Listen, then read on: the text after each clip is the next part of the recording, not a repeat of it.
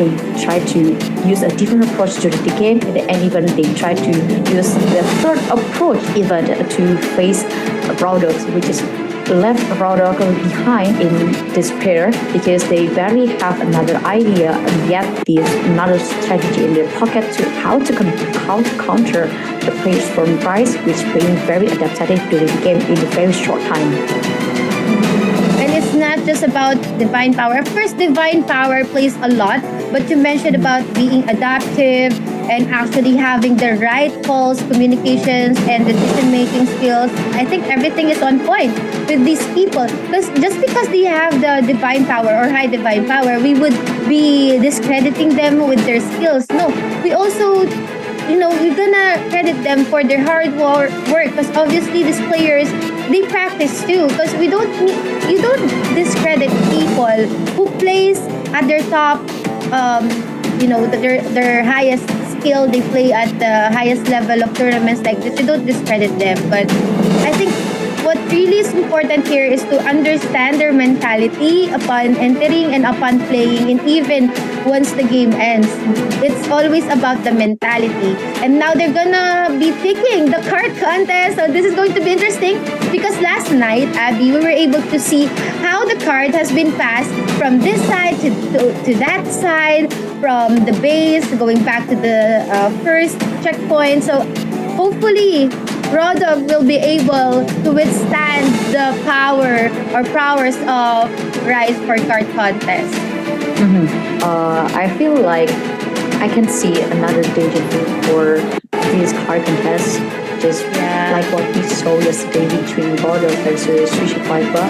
I do love what kind of approach that Rawdog brought us today, especially on the last card contest. So if they can maximize their assassin as well as their biochemist to take down the imposters and creating the space to take down the biochemist or maybe the professors, it might be a chance for them to escort card further.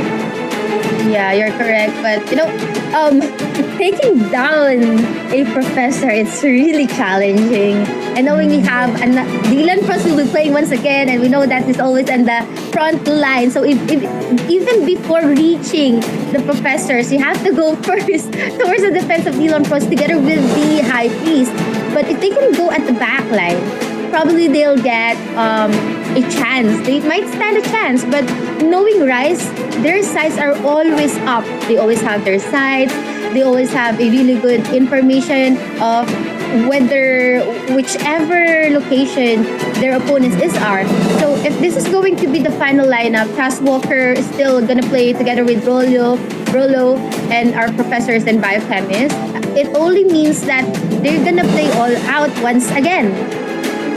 They have to, because from these kind of lineups, I think the most valuable tactics to play from Rawdog is for one position. They need to move along between these two professors, one biochemist and also one high priest, and just leave Task Walker hiding alone and waiting for the right moment to slash one person that they beaten from Rawdog. But to see if something like that can be happen, it is only the thing that we can see only in game that will be start soon. Yes, and we're about to start our match number 3 of the evening for a best of 7 series. Again, it's not yet too late to support your favorite teams, either Rise or Rawdog. And if you're currently watching for Rawdog, you're supporting them, now's the time to cheer on them, to boost their morale, because they really need to get a point in our series. They really need to do that. It is really challenging. It will be really hard because they're gonna go up against Rise, our champions for the Odin Cup, and also Rise, who is actually dominated the whole tournament from the top 32 down to the top 2 here. So it's just a battle of mentality and how they're gonna go up against this team. Again, we're not discrediting Rise, but we also know for a fact that they are definitely a really, really strong team. Now going back from the back lines here to the left side, going in straight to the middle. I think we're gonna see the frozen words being deployed right now, and even the terminal is glowing gold will be used right now. and all the AOEs will be given as well. And I think they are being sustained here by Rolo. Nice, but Rolo will be dying in the process together with the professor.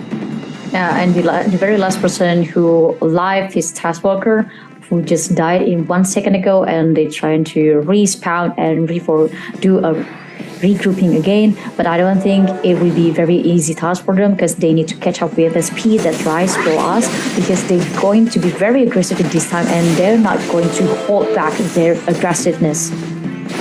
Yes, totally aggressiveness coming from Team Rise here. And now we can see here as a demonstration from Tiki.